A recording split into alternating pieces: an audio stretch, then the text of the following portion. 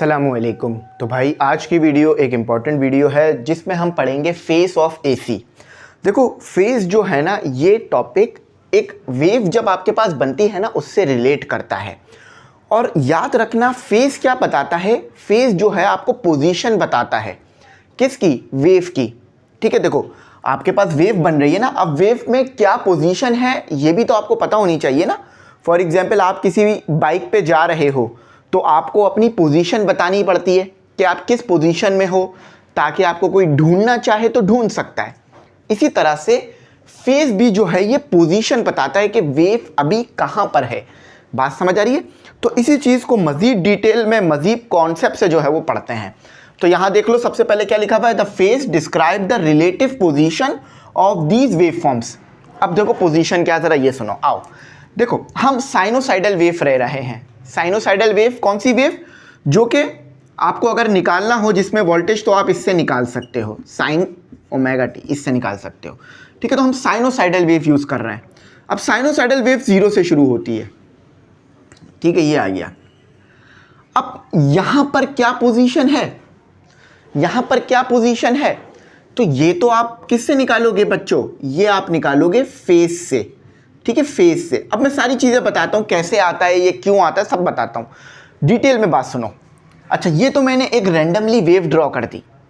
अच्छा, अब इसमें कौन सा पॉइंट क्या है ये भी तो हमें बताना होगा ना, ताकि जब कोई साइंटिस्ट या कोई स्टूडेंट कैलकुलेशन कर रहा हो तो उसको चीज़ें पता हो। चलो अब देखो, यहाँ पर आपके पास आएगा एंगल, जो आएगा वो आएगा आपके पास पाई/2, सही है। और यहां पर जो एंगल आएगा वो पाई आएगा, सही है। यहां पर जो एंगल आएगा, जहां पर नेगेटिव आ रहा होगा मैक्सिमम में, तो यहां आएगा 3/4 पाई, सही है।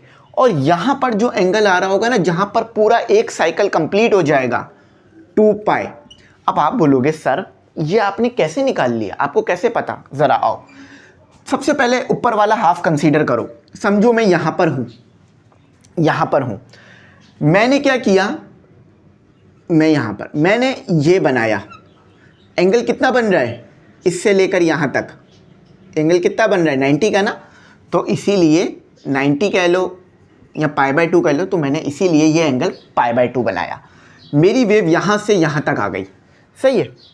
अब मैं यहां पर आया, ठीक है, यहां पर आया तो मेरी वेव क्या हो गई, मेरा सर्कल क्या हो गया? अगर आप खुद भी देखो तो आपको आधा सर्कल नजर आएगा। तो यहां पर एंगल क्या आ जाता है? यहां पर एंगल आ जाता है पाई या 180। तो इसीलिए मैंने पाई या 180 बना दिया। ठीक है, 180 बना दिया, सही है। अब मैं जब यहां पर आया, यहां पर आया तो क्या हो जाता है? 270 है ना, 270 हो जाता है ना। तो 270 लिख लो, यहां लिख लो 3/4 पाई। अब जब मैं यहां पर आया तो मेरा एक साइकिल कंप्लीट हो गया ना, तो इसलिए मैंने लिख लिया 2 पाई। बात समझ आई कि कैसे ये बनता है? चलो अब फेस क्या है? Omega T. अब आप बोलोगे सर कैसे? बेटा मैं पूछूं यहां पर क्या पोजीशन है आपकी, आप बताओ। तो कैसे बताओगे? ओमेगा टी से। अब किस तरह से, ज़रा ये समझो, ओमेगा टी कैसे आ रहा है, अब ये समझना, सही है। ये असल बात है, ये समझ में आ गई ना। आप बोलोगे अच्छा ये काम हो रहा है, कॉन्सेप्ट का फील होगा इधर। अच्छा, मैं यहां पर आ गया, ठीक है, यहां पर आ गया, यहां पर, ठीक है। अभी इसको हटा देते हैं, अभी सिर्फ इतना ले लेते हैं, ठीक है। मैं यहां पर आ गया, इस पॉइंट पर आ गया। अब इस पॉइंट पे क्या फेस है, मुझे कैसे पता चलेगा पोजीशन क्या है? ज़रा ये देखो, ये हो गया मेरे पास थीटा। देखो वेव बनाई तो मैं यहां पर आ गया, और ये चीज़ बनाई तो मैं यहां पर आ गया। आपको बात समझ आ गई है कैसे वेव बनती है? ठीक है। अच्छा अब ज़रा आगे बात सुनो। अब ये क्या होता है? थीटा। थीटा होता है ना, सही है। यहाँ मैंने लिख दिया थीटा। आप बोलोगे सर अभी तो आपने ओमेगा टी लिखा। चलो याद करो, हमने जो क्लास 11 में एंगुलर रोटेशन वाला चैप्टर पढ़ा था उसको याद करो कि ओमेगा किसके बराबर था? θ/t, है ना। एंगुलर वेलोसिटी क्या है कि किस स्पीड में जो है वो आपके पास, मतलब किस रेट से जो है वो एंगल कवर हो रहा है, यही था ना। तो मैंने लिख दिया इसको omega T is equal to theta. तो थीटा किसके बराबर हुआ? ओमेगा टी के। बात समझ में आई कैसे निकलता है ओमेगा टी? तो आपके पास टाइम भी आ गया, एंगुलर वेलोसिटी भी आ गई या एंगुलर फ्रीक्वेंसी आ गई। बात समझ आ गई कैसे हुआ? अब इस चीज़ को याद रखना, इसी कॉन्सेप्ट को मैं सारा यूज कर कर आपको समझाऊंगा। तो फेस समझ में आ गया ना? फेस क्या है? फेस ये है आपके पास ओमेगा टी, कि क्या पोजीशन है वेव की, कहां पर हो अभी, पार्टिकल कहां पर है, आप कहां पर हो, किधर स्टडी कर रहे हो। सही। अच्छा, यहां पर आप रख सकते हो वोल्टेज या करंट। वोल्टेज के लिए इक्वेशन ये है जो इससे पहले वाले टॉपिक में हमने पढ़ी थी। करंट के लिए इक्वेशन क्या होगी? सेम होगी, जस्ट जहां जहां वी है वहां आई आ जाएगा। I is equal to I naught sine omega T. अब जरा ये समझ लो, मैं ये क्यों नहीं लिखता I is equal to I naught? ये लिख सकता हूं, मगर कब? जब मैं यहां पर हूं। यहां पर क्या होगा? साइन ओमेगा टी यानी पाई बाय 2 मैक्सिमम आएगा ना, साइन पाई बाय 2, साइन 90 1 के बराबर होता है ना।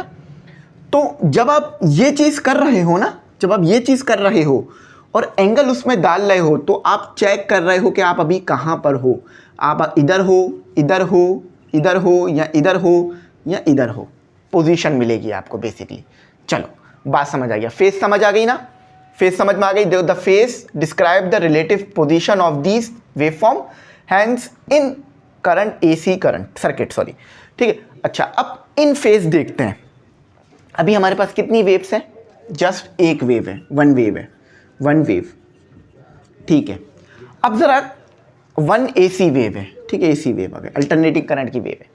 अब अगर मेरे पास दो होती, तो जब आपके पास दो वेव्स होंगी ना, तो फिर ये in phase, phase lag, phase lead, इनका कॉन्सेप्ट आ जाएगा। बात समझ आ रही है? चलो अब मैं करके दिखाता हूं ताकि आपको कॉन्सेप्ट का फील आए। अब आपका क्या काम है? आपका काम यह है कि आपने इसे उतार लेना है। देखो तरक्की हो गई है, डस्टर आ गया है। अब मज़े की बात बताऊँ, ये डस्टर पुराना है नया नहीं है, हमने बस इसकी सफाई कर ली है थोड़ी सी। ये मेरे पास काफ़ी टाइम से रखा हुआ है, मैं डस्टर यूज़ नहीं करता, पता नहीं डस्टर यूज़ करने की मेरी आदत नहीं है, ठीक है। अच्छा चलो, ये समझ में आ गया। अब इन फेस और उसका कॉन्सेप्ट समझते हैं। इसको याद रखना ज़िंदगी भर, इसको भूलना मत। ये जो चीज़ें मैंने आपको समझाई हैं ना, ये बहुत वैल्यूएबल होती हैं। यहीं पे सारा कॉन्सेप्ट छुपा होता है, यहीं पे आपको फील आना होता है कॉन्सेप्ट का। बस ये पार्ट ना छोड़ा करो वीडियो का। चलो इन फेस समझते हैं। इन फेस क्या होगा? बहुत आसान है। इन फेस है, ठीक है। मैंने एक वेव बनाई, ये मैंने एक वेव बनाई। अब मैं इसकी मार्किंग नहीं कर रहा कि क्या चीज़ आपके पास पाई बाय 2 है, क्या है आपको पता है, ये खुद लिख लेना। ये क्या है, ये क्या है, ये पॉइंट क्या है और ये क्या है, ये आपको पता है, सही है। इन फेस क्या है? जब दो वेव्स आपस में कंप्लीटली मिलेंगी ना, तो इन फेस होगा। देखो ये मेरे पास कौन सी है? Wave number 1। ये मैं इसको लिख रहा हूं वेव नंबर 1, ये पहली वेव है, ठीक है, 1। अब इन फेस यानी दूसरी वेव भी इसी के ऊपर है। आपको दोनों को पहचानने में मुश्किल होगी, क्यों? क्योंकि दोनों एक दूसरे के ऊपर आई हैं। और ये जो नीली वाली है ना, ये वेव नंबर 2 है। इसी कॉन्सेप्ट को कहा जाता है इन फेस, यानी दोनों वेव्स, यानी दोनों की पोजीशन। देखो दिमाग में लाओ, मैंने क्या कहा था? फेस का मतलब पोजीशन। तो क्या हुआ? फेस का मतलब पोजीशन। तो इन फेस यानी सेम होना। तो दोनों वेव एक दूसरे के ऊपर हैं और दोनों को मिलकर एक ही नजर आ रहा है आपको।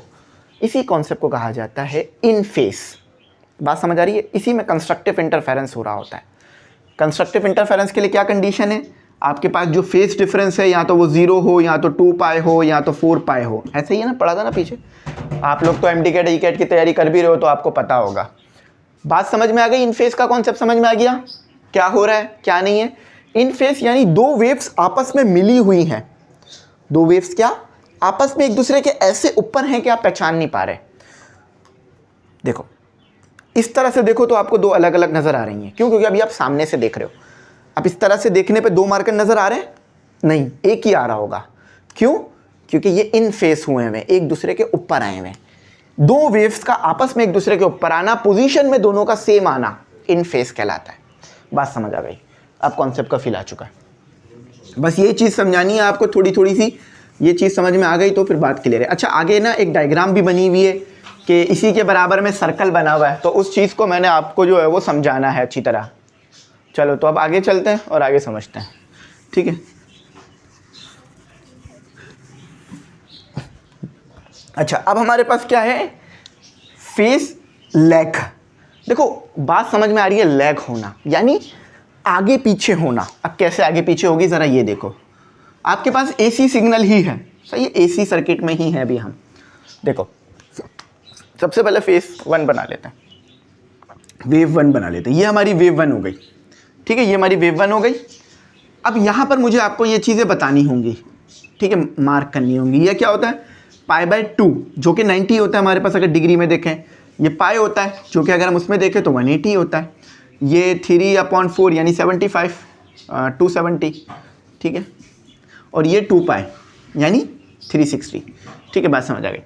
अब देखो इन फेस में क्या फेस लेग में क्या हो रहा होगा, ये कहाँ से शुरू हुई है,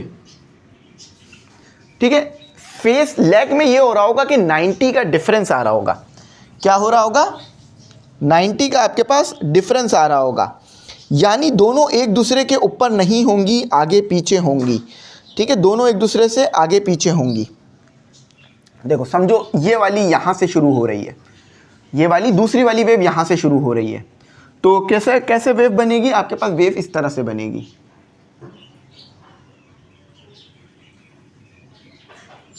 इस तरह से बनेगी, ठीक है, कि जहां पर ये और ये 90 के डिफरेंस पे चल रही होंगी। दोनों के दरमियान डिफरेंस कितना है, 90 का। अब कैसे मैं बोल पा रहा हूँ 90 का, देखो ना यहां से लेकर यहां तक कितना आ रहा है एंगल, यहां से लेकर यहां तक एंगल 90 आ रहा है, तो इसलिए डिफरेंस कितना हुआ, 90 का डिफरेंस हुआ ना। तो अब ये दोनों क्या हैं, एक दूसरे से आगे पीछे हैं। देखो एक वेव आगे है, देखो ये वाली वेव जो मैंने ब्लैक से बनाई है ये आगे चल रही है, जो मैंने ब्लू से बनाई है वो उसके पीछे चल रही है ना, पीछे चल रही है ना। देखो इसका 90 यहाँ तक पहुँच गया है, पहली वाली वेव का 90 यहाँ तक पहुँचा हुआ और इसका 90 सिर्फ यहीं तक पहुँचा है अभी तक। तो इसी को हम कहते हैं फेस लेग, यानी दोनों वेव्स एक दूसरे से आगे पीछे हैं, एक दूसरे के ऊपर नहीं आ रही है। और इसी चीज़ को कहा जाता है फेस लीड भी। अब फेस लीड क्या है, फेस लीड में जैसे आप इसको देख रहे होते हो कि मतलब एक वेव दूसरे से आगे चल रही है। देखो फेस लेग क्या है कि दो वेव्स के दरमियान डिफरेंस है, दो वेव्स आगे पीछे हैं। If one wave form reach its peak, एक वेव फॉर्म या तो पीक पर आ गई है या तो जीरो पर आ गई है, आफ्टर द अदर, दूसरे से मुकाबले में आगे, यानी दूसरे से आगे चल रही है, एक वेव दूसरे से आगे चल रही है, इसी को हम कहते हैं फेस डिफरेंस या फेस लेग। अब लीड क्या है, लीड भी यही है कि एक वेव आगे चल रही है, एक वेव दूसरी से आगे चल रही है और दूसरी पीछे है। जैसे देखो ये वाली वेव अभी आगे चल रही है और ये वाली पीछे है, तो ये बात क्लियर हो रही है। If one wave form reach its peak और जीरो, एक वेव फॉर्म पीक पर पहुंच गई है या जीरो पे पहुंच गई है, बिफोर द अदर, दूसरे से पहले, wave form it's called face lead. चलो फेजर, फेजर बहुत आसान चीज़ है। जब मैं फेस को, यानी ये आपको नजर आ रहा है ना, ये फेसेस को जब मैं ग्राफ में बना रहा हूँ, इस तरह से ग्राफ में बना के दिखा रहा हूँ या इनको वेक्टर फॉर्म में लिख रहा हूँ, तो उसे हम कहेंगे फेजर। बात समझो, देखो मैंने कहा आपके पास फेस है तो ओमेगा टी लिख दिया मैंने फेस को, ठीक है। अब मैं इसको जब वेक्टर फॉर्म में लिख रहा हूँ या इस फेस को ग्राफ में बना रहा हूँ, देखो अभी मैंने ग्राफ में ड्रॉ किया ना फेस, इसी चीज़ को कहा जाता है फेजर। समझ रहे हो ना बात, फेजर।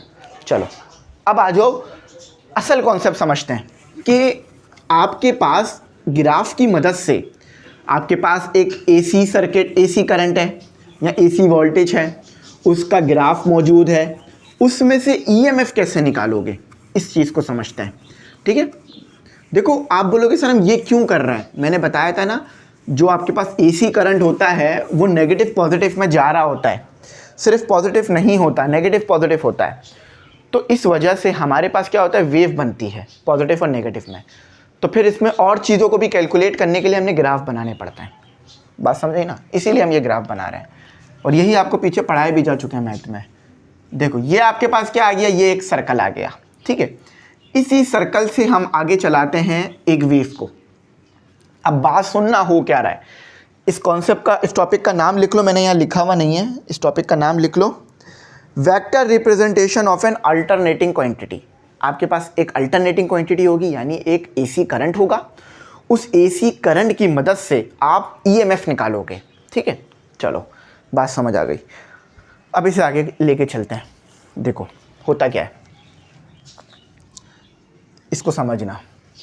यहाँ से आपकी शुरू होगी वेव, और अभी आप यहाँ पर हो, अभी आप यहाँ पर आपका पॉइंट है। ठीक है, ये y एक्सिस पे जो भी चीज़ आएगी ना, ये आपको y एक्सिस पे जो भी चीज़ होगी ये आपको क्या देगा, EMF। बात क्लियर हो गई। ठीक है, इसको पढ़ना भी बुक से। अच्छा, अब देखो, आपने याद है ना, हमने पीछे पढ़ा था projection of particle performing simple harmonic motion on diameter of a circle. याद आ रहा है? ये वही कुछ चीज़ होगी। सही है, इसको समझना। मगर पहले हम डायमीटर ये वाला देख रहे थे, जैसे कि EO डायमीटर देख रहे थे, है ना, EO डायमीटर देख रहे थे। लेकिन हम EO डायमीटर नहीं देखेंगे हम, अब हम डायमीटर देखेंगे B और G वाला डायमीटर देखेंगे। ठीक है,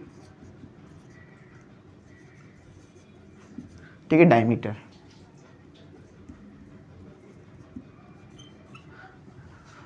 चलो, तो अब ये समझ में आ गई ना बात। अब आगे चलते हैं। ठीक है, डायमीटर D से लिख लो, डायमीटर। अच्छा, अब आगे चलते हैं। ये क्या है आपके पास, ये EMF बताएगा। अब आप कैसे निकालोगे EMF? ग्राफ की मदद से। इसी को हम कहेंगे वेक्टर। ठीक है, अब देखो होता क्या है, अभी आप यहाँ पर हो, अभी आपका ये क्या है, इसको O कह लो, इसको A कह लो, क्योंकि ग्राफ में भी इसी तरह रिप्रेजेंट किया गया है। जब भी मैं देख रहा था बुक में, ये O है, ये A है। तो अभी आप किधर हो, 0 पर हो, है ना, 0 पर हो। Y एक्सिस पे क्या डिस्टेंस है आपका भाई? देखो, ये X एक्सिस है, ये Y एक्सिस है। Y एक्सिस पे अभी आपने कितना डिस्टेंस कवर किया है, 0 पर हो, तो वेव भी आपकी 0 पर है। बात क्लियर हो गई। अब आप क्या हुआ, आपने आगे बढ़ना शुरू किया और यहाँ पर आ गए, आगे बढ़कर इस पॉइंट पर आ गए। तो अब X एक्सिस पे कितना है आपका डिस्टेंस? X एक्सिस पे आपका डिस्टेंस ये है, जिससे मैं कह देता हूँ OA प्राइम। ठीक है, यहाँ से लेके यहाँ तक आ गया OA prime, OA prime. Y axis पे कितना है? Y एक्सिस पे देखो, ये X एक्सिस का आ गया, ये Y एक्सिस पे हो गया। तो Y एक्सिस पे कितना है, OB। यहाँ से लेके यहाँ तक मैं B ही कह रहा हूँ, तो OB है आपका। अब देखो, वेव बनना शुरू होगी। वेव कैसे बनना शुरू होगी? आपने इतना डिस्टेंस कवर किया, तो आप इतना मूव कर गए ना, जैसे मैंने अभी पीछे बना के दिखाया था ना सर्कल में। देखो, इतना आपने डिस्टेंस कवर किया ना, इसको मैंने यूँ वेव बनाना शुरू कर दिया, इधर ऐसे करके। बात समझ आ रही है? वेव बनाना शुरू कर दिया। अगर यहाँ पर आ जाओगे तो क्या हो जाएगा, ये पूरा कवर हो जाएगा, यहाँ पर इतना कवर हो जाएगा। एंगल कितना हो जाएगा? देखो, यहाँ पर एंगल कितना बन रहा है, थीटा। थीटा किसके बराबर होता है, ओमेगा टी। तो अगर मैं इधर हूँ, इस पॉइंट पर हूँ, तो मैंने कितना डिस्टेंस कवर किया? मैंने डिस्टेंस कवर किया ओमेगा टी। बात क्लियर हुई? ठीक है, और याद रखना ओमेगा टी थीटा ही है, कुछ और नहीं है। लेकिन अभी मैं बी पर आ गया, तो मेरा कितना हो गया डिस्टेंस? बी पर आने से मेरा कितना हो गया? बी पर आने से मेरा हो गया π/2। बात समझ आई कैसे कर रहा हूँ? जैसे जैसे मैं यहाँ पे बढ़ता जा रहा हूँ, सामने वेव बनाता जा रहा हूँ। और किस तरह बना रहा हूँ, बात समझ आ रही है कि मैं जब यहाँ पे था, यहाँ तक आया, इसको मैं P पॉइंट कह लेता हूँ। हाँ, बल्कि P नहीं कह सकता, मुझे इसे A कहना पड़ेगा। ठीक है, तो इसे भी आपकी बुक में A कहा हुआ है। तो आपका चलो A पॉइंट यहाँ पर था, अभी यहाँ पर आ गया, तो ये हो गया OA। तो जब A पॉइंट यहाँ पर आया, तो हमने चेक किया X एक्सिस पे कितना गए हम, X एक्सिस पे OA प्राइम गए, और Y एक्सिस पे कितना गए, हमने ये डॉटेड लाइन ड्रॉ करी, तो ये Y एक्सिस यहाँ पर आ रहा है। तो हमने फिर उसको यहाँ पर ग्राफ में भी ड्रॉ करना शुरू किया। बात समझ आई ना? चल, बस ये समझाना था। अब मैं यहाँ पर आ गया, तो मेरा ग्राफ यहाँ पर आ गया। अब मेरा पॉइंट यहाँ पर आ गया, यानी उसने 180 कर लिया। यहाँ से लेकर यहाँ तक का डिस्टेंस 180 होता है ना, तो यहाँ पर भी वो 180 हो गया। ठीक है, देखो यहाँ पे सर्कल बना, वहाँ भी आधा सर्कल बना, यहाँ पे आधा सर्कल, वहाँ पे आधा, फिर एक और हाफ आ गया, एक और सेक्टर आ गया आपके पास, तो यहाँ पर आ गया मैं। ठीक है, फिर मैं यहाँ पर आ गया, तो फिर यहाँ पर। ठीक है, यहाँ से हम आगे कंटिन्यू करते हैं, इधर तक याद रखना। तो स्टूडेंट, बात समझ आ गई थी ना? एक बार फिर से थोड़ा सा यहाँ से शुरू करते हैं। जब मैं बी पॉइंट पर आया था, तो एंगल मेरा 90 होगा, तो यहाँ पर मेरे पास वेव यहाँ पर आ गई। ठीक है। जब मैं यहाँ पर आया तो मेरे पास एंगल कितना होगा, पाई, तो मैं यहाँ पर आ गया यानी 180, ठीक है। ये याद रखा करो कि ये 180 के बराबर होता है, ताकि हमें ना जल्दी जल्दी सीख सकें। फिर जब मैं जी पॉइंट पर आया तो मैं यहाँ पर आ गया, जो तो मेरे पास क्या होगा 3/4 पाई। जब मैंने एक चक्कर कंप्लीट कर लिया तो मैं 360 पे आ गया। तो इसकी मदद से ये बनाना सीख लिया, ठीक है। अच्छा, अब आप कहाँ पर हो, आप यहाँ पर हो, तो ये जो है अगर ये वाला डिस्टेंस आप कैलकुलेट कर लोगे ओ बी, तो ये क्या बनेगा आपका, ये आपका EMF बनेगा। यहाँ पर हो तो EMF मैक्सिमम है, लेकिन यहाँ पर हो तो EMF क्या है, E। अब देखो ये कैसे निकलेगा, E = E max sine omega T. Sir ये क्या बात हो गई, आपने ऐसे ही लिख दिया। नहीं बेटा, याद करो, देखो पीछे हमने बात करी थी ना कि यहाँ से लेकर अगर यहाँ तक का डिस्टेंस कैलकुलेट कर लोगे, यहाँ से लेकर अगर यहाँ तक का डिस्टेंस कैलकुलेट कर लोगे ओमेगा टी, तो आप वोल्टेज निकाल सकते हो ना, V = V0 sign omega T. तो इसी तरह अगर मैं इस y एक्सिस को EMF कह रहा हूँ, इस y एक्सिस को EMF कह रहा हूँ, तो मैं यहाँ तक जो भी हूँ, अगर मैं उसको E = E max sine omega T कर दूँ, तो यहाँ तक का मेरे पास आ जाएगा ना, हमारे पास EMF आ जाएगा ना। तो यही तो बताना है बात बस। तो एंगल की वजह से आपके इस पे इफेक्ट हो रहा है, ठीक है। इसको ऐसे भी लिख सकते हो, E = E0 sign omega T, ठीक है। बात समझ आई कैसे बना? अगर ये समझ लिया ना, फिर तो मज़े की बात हो जाएगी, फिर आपका कॉन्सेप्ट क्लियर हो जाएगा। चलो थोड़ा सा मैं और बता देता हूँ चक्कर क्या है। देखो y एक्सिस पे मेरे पास क्या था, EMF। y एक्सिस पे क्या था, EMF था। तो मैंने क्या किया, मैं A से, जब मैं A पे था तो मेरे पास EMF क्या था, 0 था ना, ठीक है, AC करंट है मेरे पास। जब मैं यहाँ पर पहुँचा तो अब मुझे चाहिए EMF, तो मैंने क्या किया, मैंने लिखा E। अब मज़े की बात यह है कि ये जो Y कंपोनेंट है ये मेरा EMF है, X कंपोनेंट मेरा EMF नहीं है। तो Y कंपोनेंट मेरा यहाँ तक आ रहा है, इसी चीज़ को मैंने यहाँ पे ड्रॉ कर लिया, तो ये आ रहा है। अब ये एंगल पे डिपेंड कर रहा है ना, जो कि ओमेगा टी है। तो फिर मैंने क्या लिखा, मेरे पास मैक्सिमम क्या है, अगर मैं इस पॉइंट पर होता तो मेरे पास क्या आता, E मैक्स, है ना। तो फिर मैंने उस E मैक्स के साथ साइन ओमेगा टी डाला, तो फिर इधर जो मेरे पास E आ रहा है वो निकल कर आ जाएगा। थोड़ा सा इसको सोचना, मुझे पता है ये चीज़ थोड़ी सी मुश्किल कर रही होगी, मैंने खुद भी सोच के समझी है। थोड़ा सा ये सोचना कि यहाँ से यहाँ तक मैक्सिमम है, लेकिन अब आप यहाँ पर हो ही नहीं, आप यहाँ पर हो, ठीक है, यहाँ पर हो। तो ये वाला निकालने के लिए क्या करना पड़ेगा, इस थीटा को लेना पड़ेगा ना। तो E0 के साथ अगर ओमेगा टी कर दोगे, इस इफेक्ट को देख लोगे, तो जस्ट E ये आ जाएगा। यही चीज़ साइंस है, जब नहीं समझ में आ रही हो तो ध्यान देना पड़ता है। यहीं तक रखते हैं, हमने सारी चीज़ों को डिटेल में पढ़ लिया है इस टॉपिक का। आई होप बात समझ आई होगी। इसको अगर समझ लिया ना, यकीन मानो मज़ा आ जाएगा पढ़ने का। एक बार फिर से इसको रिवाइंड करके देखना, बाकी चीज़ें तो बहुत आसान थी। यहीं तक रखते हैं। Thanks for watching. अल्लाह हाफिज़। कीमती दुआ में ज़रूर याद रखना।